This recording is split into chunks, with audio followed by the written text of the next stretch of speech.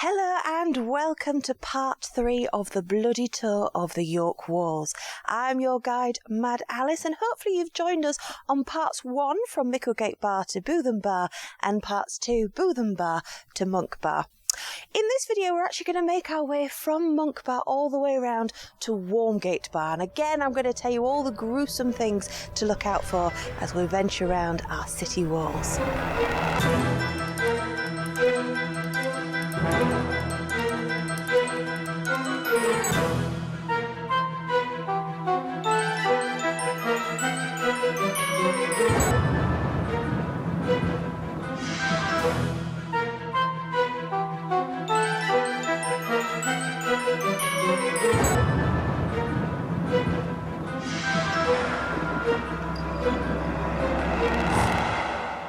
Let me introduce you to Monk Bar. It's a combination of 14th century and 15th century. The top 2 tiers were added during the reign of King Richard III. And it's in this very bar that you can actually learn a little bit more about King Richard III and why he was so beloved here in the city. There's the Richard III Experience Museum inside, which I highly recommend a visit, particularly if you've already been to the Henry VII exhibition over in Monkgate Bar. The Tale of the Two Kings, we like to call it. But this is actually the tallest of the 4 structures. Now, you might have seen already on the last video, I did point out the grotesque figures at the very top there, carrying the boulders as a threat to anyone trying to invade the city. Now, this gateway actually has a rather hidden secret, which not many people realise, and you do need to look fairly carefully to see it. You see, if the enemy was able to breach the outer gate, then they'd make their way up to this gate here. And this is where the guards upstairs would spring into action. If you have a look under the ledge there, you'll be able to see there are a series of small holes. They have been filled in, but they are visible, and those are what we call murder holes. You see, someone coming into the city wanted to be let in, the guards upstairs would open up the murder holes, have a look down, and if they didn't like the cut of your jib, they would pour down boiling hot oil or tar onto the person below. Sometimes they'd throw things, maybe they'd fire arrows at you, but you certainly didn't want to be caught underneath if you weren't coming into the city with good intentions.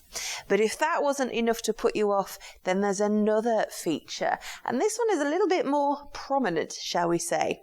This is the portcullis. Now, I've already shown you the portcullis at Bootham Bar, and all the gateways do have a portcullis. However, it's said that this is the only working portcullis of the city. Although technically they all work, but the apparatus to move this portcullis is visible inside the museum upstairs. I suppose the reason why they say it's the only working one is because this was actually the last one to be lowered, and that happened in 1953 in honour of the coronation of Queen Elizabeth II. You see, there was a big fanfare and parade here, and the authorities thought it might be nice if we lowered the gateway, and as the procession was coming in, it would be raised in a grand gesture. Well, it said it took 10 minutes to pull down and 2 weeks to go back up.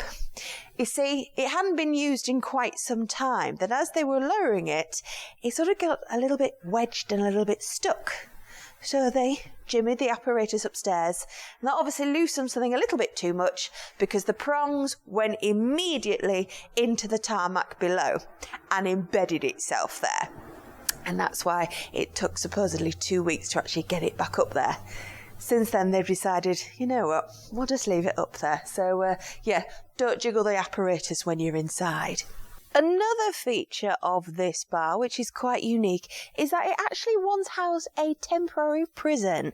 And this prison, you can see just on the outside. Where the turret is there just above that doorway, that is actually the prison cell known as the Little Ease.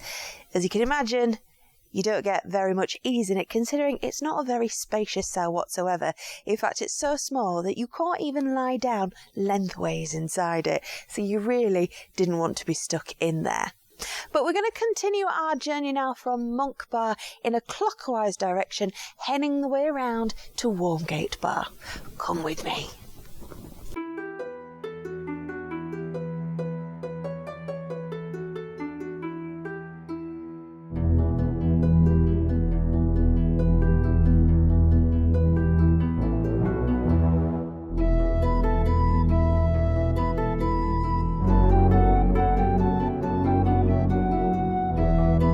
Now you might be wondering what this funny little brick igloo house is just on the outskirts of Monk Bar, and it is actually an 18th century ice house, believe it or not.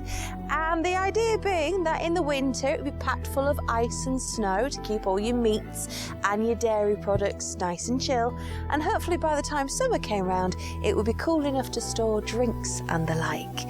You can actually have a closer look at this by accessing the beer garden of the Keystones pub just outside of Monk Bar. Highly recommend a look. It's a rather rare feature.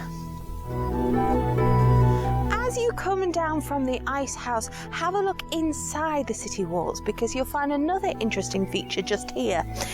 This Roman brickwork is all that remains of the eastern edge of the Roman fortress wall. From here it would have stretched on in a straight line in this direction, encompassing a total area of about 50 acres.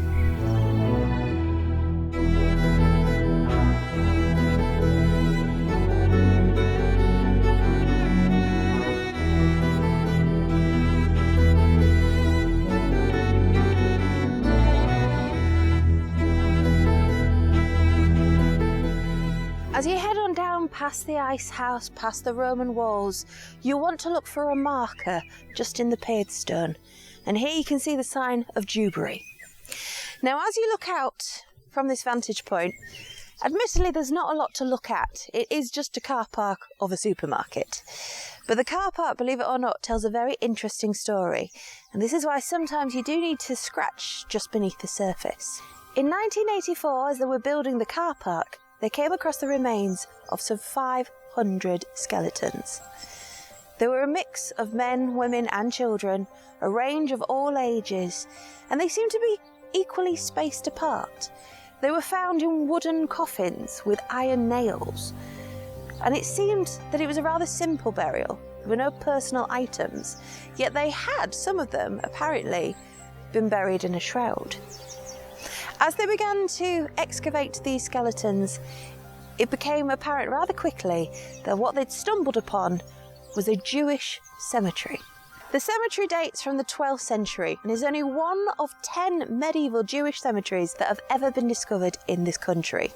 As soon as the archaeologists realised what they'd stumbled across, all work stopped. In keeping with the Jewish faith of not desecrating the bodies, the local chief rabbi asked that all analysis and DNA work on the skeletons to cease. He requested that they be reinterred in this area with a special ceremony and a commemorative plaque to remind people what this area was. Of the 500 skeletons that were actually pulled from the ground, it's believed there were over another 500 skeletons that still remain untouched underneath the car park. I recommend when you come off the wall to come and take a closer look at this commemorative plaque that was laid here on the 8th of July 1984 by Chief Rabbi Sir Emanuel Jakubowicz to commemorate the reinterment of the 500 skeletal remains of the Jewish medieval community. And this is why this area now takes the name of Dewberry. The Jews first came to this country in the 11th century with the arrival of William the Conqueror, who made them his royal subjects. At the time, it was illegal for Christians to impose a tax or interest on loans taken out.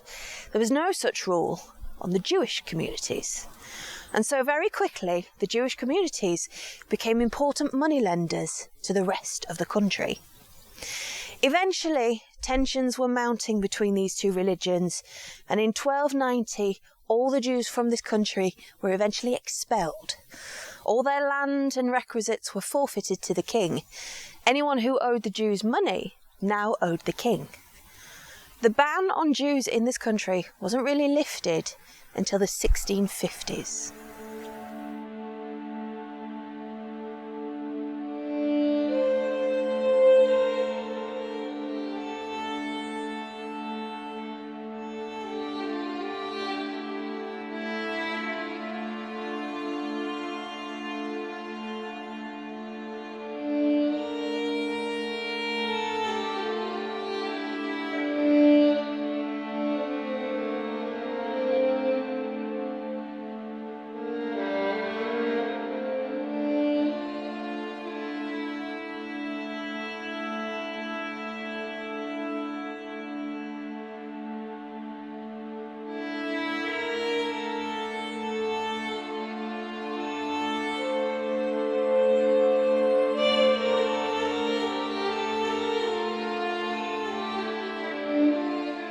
Now when you come off the walls here, you do have to sort of do your own orienteering, as it were.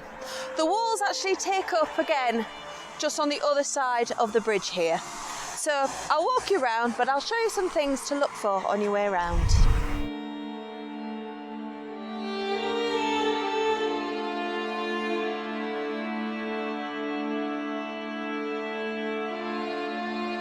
Now you can continue on the wall in that direction, but if you do need a quick pit stop in one of our 240 pubs, or if you're just interested in something a little bit more spooky, then I recommend just take a little detour just up the road here. You'll find there's a rather interesting pub. This here is the Black Swan Pub. It's regarded to be one of the oldest pubs in the city, and it's a good place if you need a quick drink or some food. Nice beer garden at the back. But most people are interested in this pub because it has a more paranormal aspect to it. It's regarded to be one of the most haunted pubs in the city. It does have some rooms here, so if you are feeling brave enough, you can spend the night, but just be aware there might be a pair of disembodied legs that pace up and down your bedroom in the middle of the night. There's meant to be a Victorian gentleman wearing a bowler hat that seems to wait rather impatiently at the bar. Of course, as he's been waiting long enough, he tends to disappear into thin air. There's another more beautiful spectre of a young lady dressed in white who just sits by the fire and stares into the fire, apparently herself waiting for somebody else. But any Canadians watching might have a special affection for this building. You see, this used to be the very home of the mother of General Wolfe.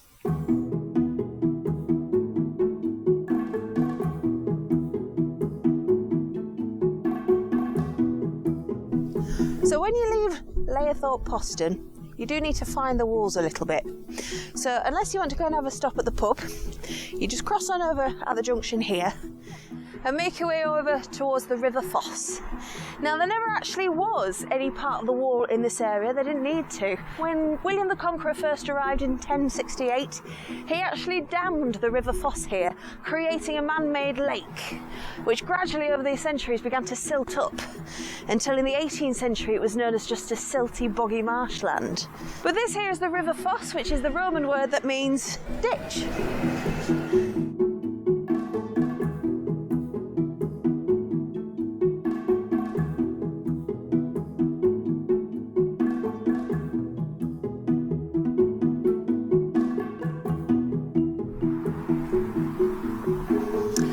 Tower.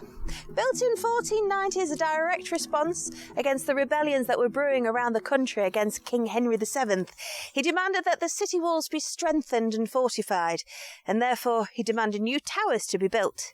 But rather than using magnesium limestone, which was a rather expensive commodity and what most of the city is made from, they decided they'd use a cheaper material, and so here you see the only red brick tower on the city wall route.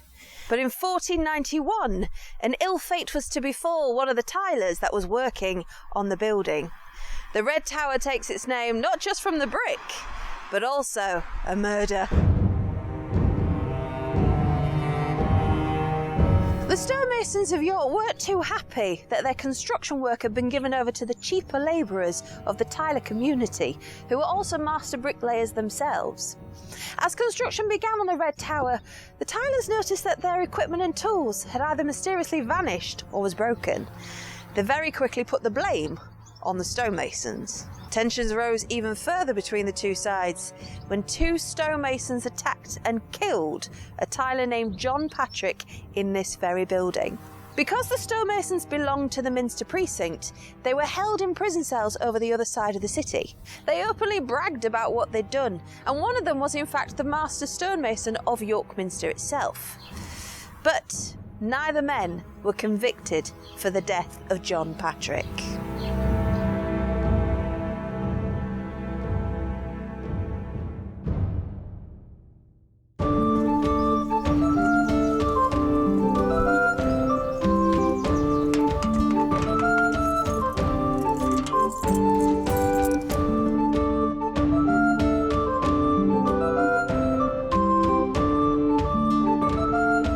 This is the final stretch of wall that we walk along before we eventually come to the end point of Walmgate Bar. But enjoy the views as we walk along.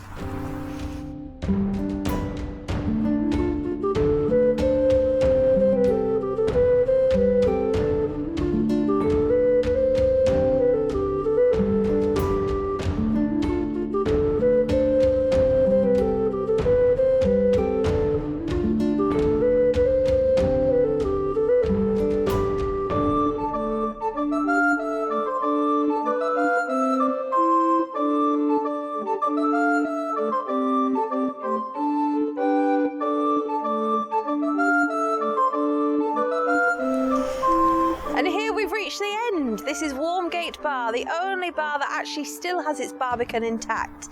But join me for part 4, where I'll be telling you what an important role this played during the English Civil War and the Siege of York in 1644. Not only that, but I have more gruesome goings on to tell you as we complete our journey from Walmgate Bar to MacLeod Bar. See you then.